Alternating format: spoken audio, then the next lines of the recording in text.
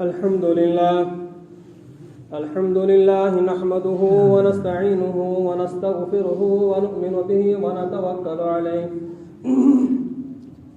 ونعوذ بالله من شرور أنفسنا ومن سيئات أعمالنا من يهده الله فلا مضل له ومن يضلل فلا هادي له ونشهد أن لا إله إلا الله وحده لا شريك له ونشهد أن سيدنا وسندنا محمدا صلى الله عليه وسلم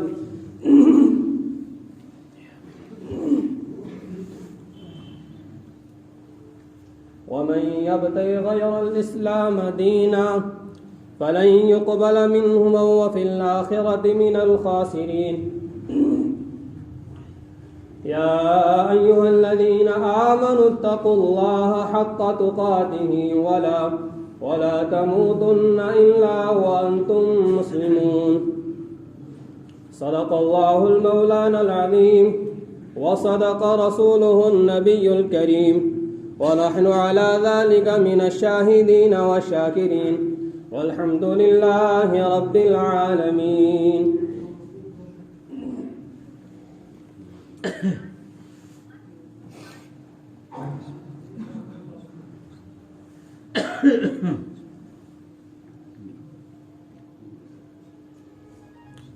محترم بزرگوں اور نوجوان ساتھیوں،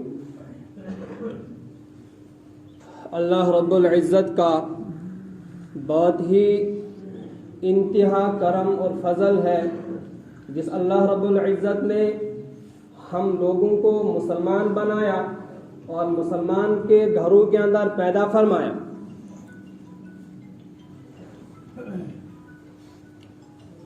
اللہ رب العزت کا بہت بڑا شکر ہے کہ جس اللہ رب العزت نے ہمیں اپنے سامنے ماتھا ٹیکنے کی توفیق عنایت فرمائی، اپنے سامنے جھکنے کی توفیق عنایت فرمائی۔ میں نے قرآن کریم کے اندر ایک دو آیتوں کی تلاوت فرمائی ہے جس کا ترجمہ اللہ رب العزت نے یوں فرمایا کہ وَمَن يَبْتَغِ غَيْرَ الْإِسْلَامَ دِينًا فَلَن يُقْبَلَ مِنْهُ وَهُوَ فِي الْآخِرَةِ مِنَ الْخَاسِرِينَ۔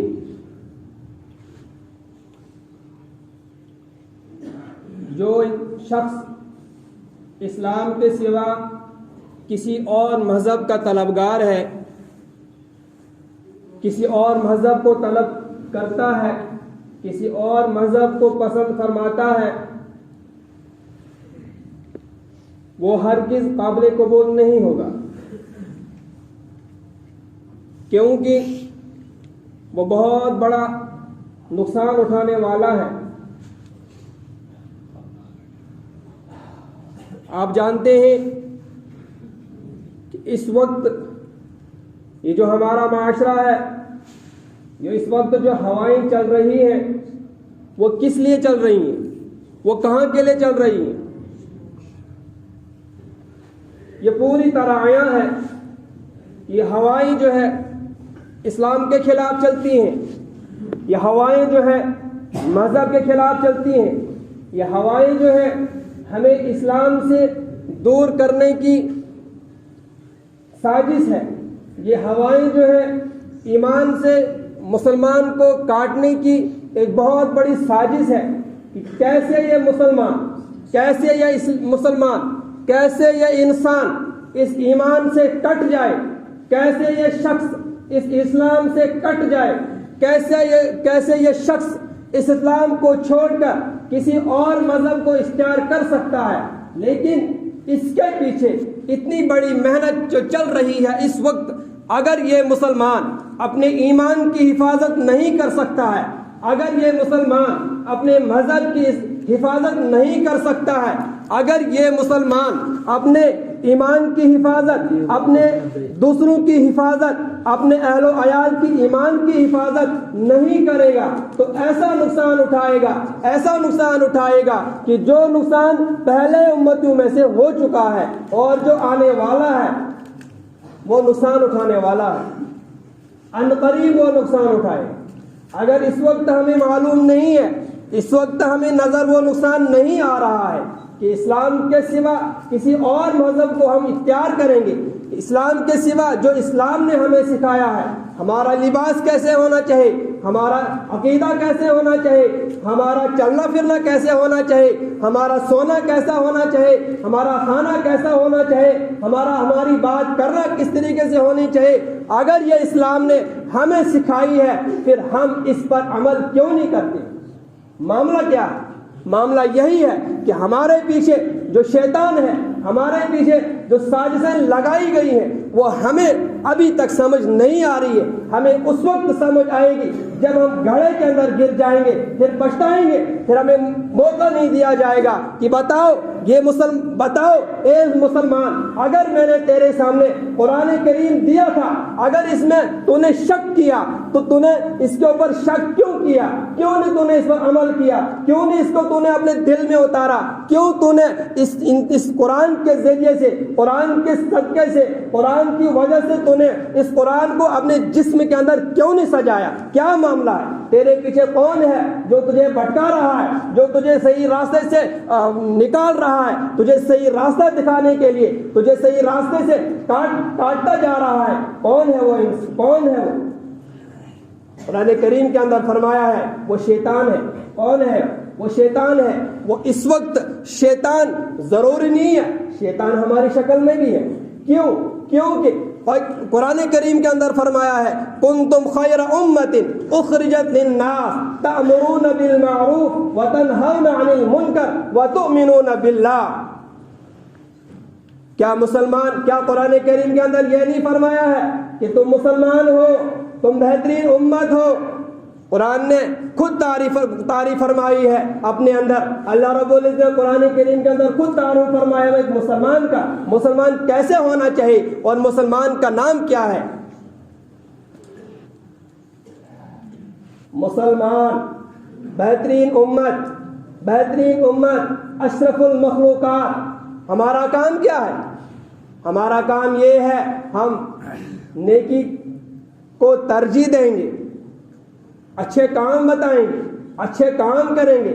قرآن کریم نے تو جو فرمایا ہے ہم اس کو اپنے دل کے اندر اتاریں گے۔ جو نقشہ قرآن کریم نے کھینچا ہے وہ نقشہ ہمارے جسم کے اندر ہونا چاہیے۔ اس کے باوجود ضروری کہنا سے نہیں، معلوم یہ ہوتا ہے عملی طور پر دین کا جو نام ہے وہ ماننے کا نام ہے، جاننے کا نام نہیں۔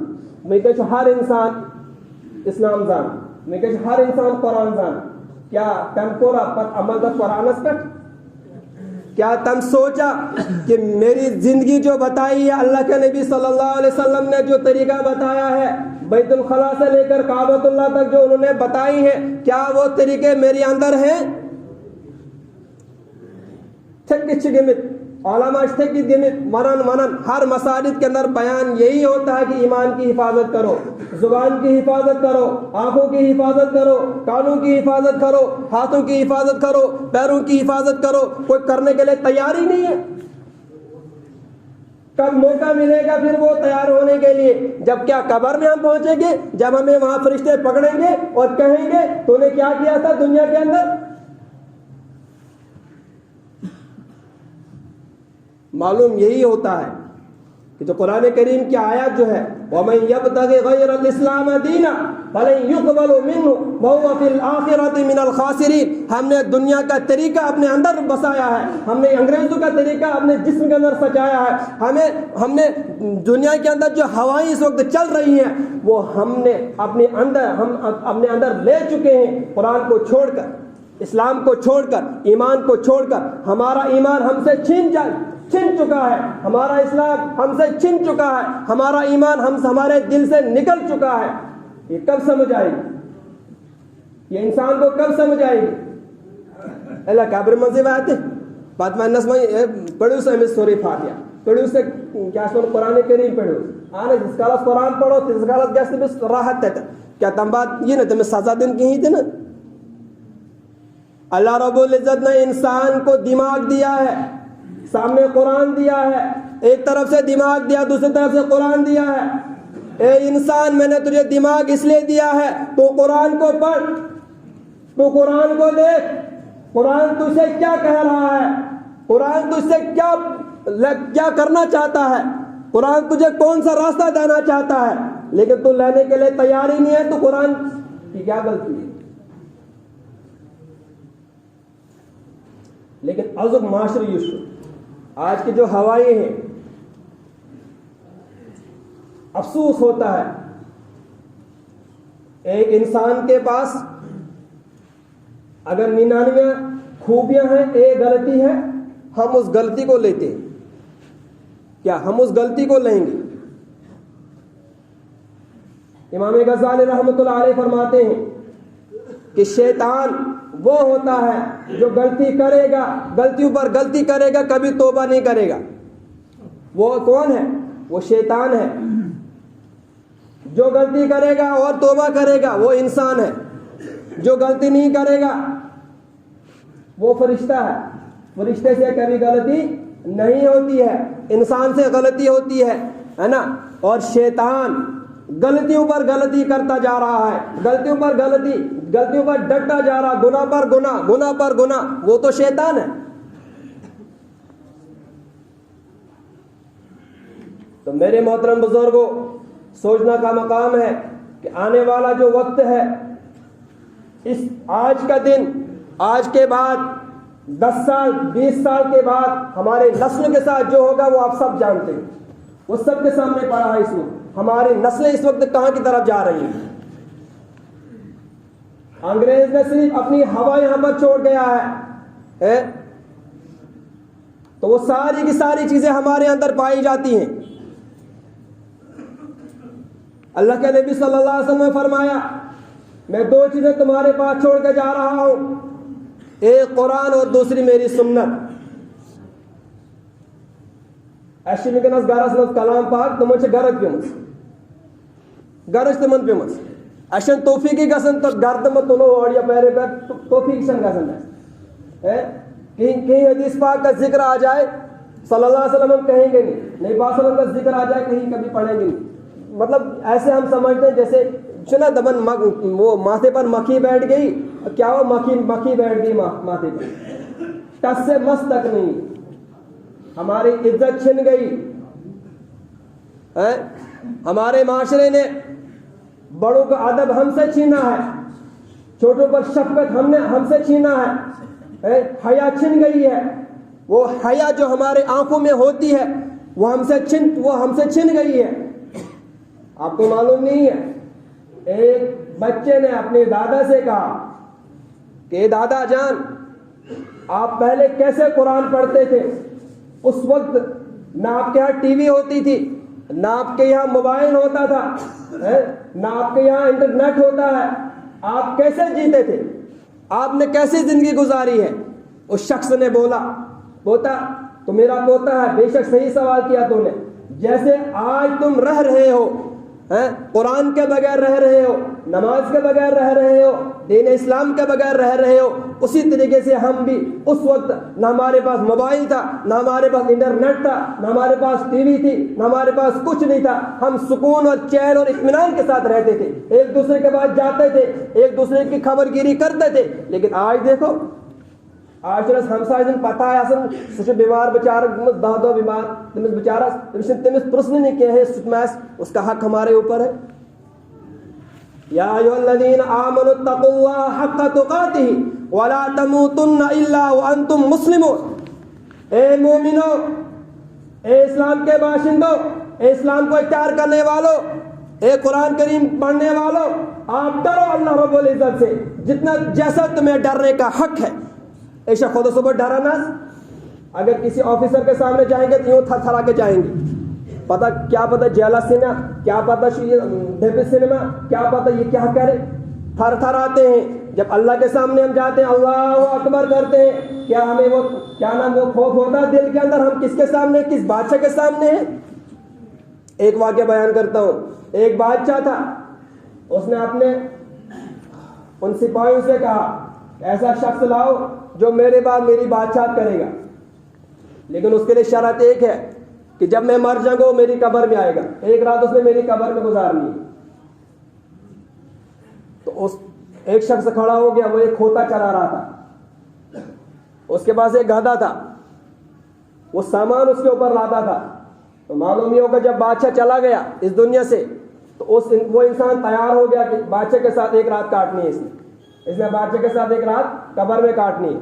وہ بندہ تیار ہو گیا، جو بادشاہ کے ساتھ قبر میں رات کاٹے گا اس کو بادشاہت ملے گی۔ وہ بیچارہ خوش ہو گیا، غریب بندہ تھا بیچارہ، تبنا سے میں بادشاہ سوری میں نشن میں گھر عوش عشرت تیز عمر گئے میں گوڑ سنبھالوں بیچارہ مزدور کرو۔ معلوم ووت یہ کہ سو شخص اس دن قبر مز آو بے دوش تمس واسطہ تم تتھ بے دو ووت واپس پرسن چھ دان کیا گو دن مے تہذ بادشاہ ضرورت نہیں دن مے ہوں پنس گڑ سن کیا سوال جواب کرت بہ کر دم یہ بادشاہ کتان کلکم راع وکلکم مسئول عن رعیتہ۔ ہر انسان شخص اپنی ماتحتوں کا ذمہ دار ہے۔ قیامت کے دن حساب لیا جائے گا، باپ سے بچوں کے بارے میں پوچھا جائے گا، بادشاہ کو رعایا کے بارے میں پوچھا جائے گا، استاد کو ٹیچر کے بارے میں پوچھا جائے گا تو نے کیا پڑھایا تھا ان کو، امام کو پوچھا جائے گا کہ تو نے جو نمازیں پڑھائی کیا وضو کیا تھا صحیح طریقے سے کہ نہیں کیا تھا، تمیشن واندن سارے نمازوں ذمہ دار امام صوبہ سے۔ تو بہرحال ہمیں سوچنا ہے، ہمارے ایمان کی حفاظت ہمیں خود کرنی ہے نا، خود کرنی ہے۔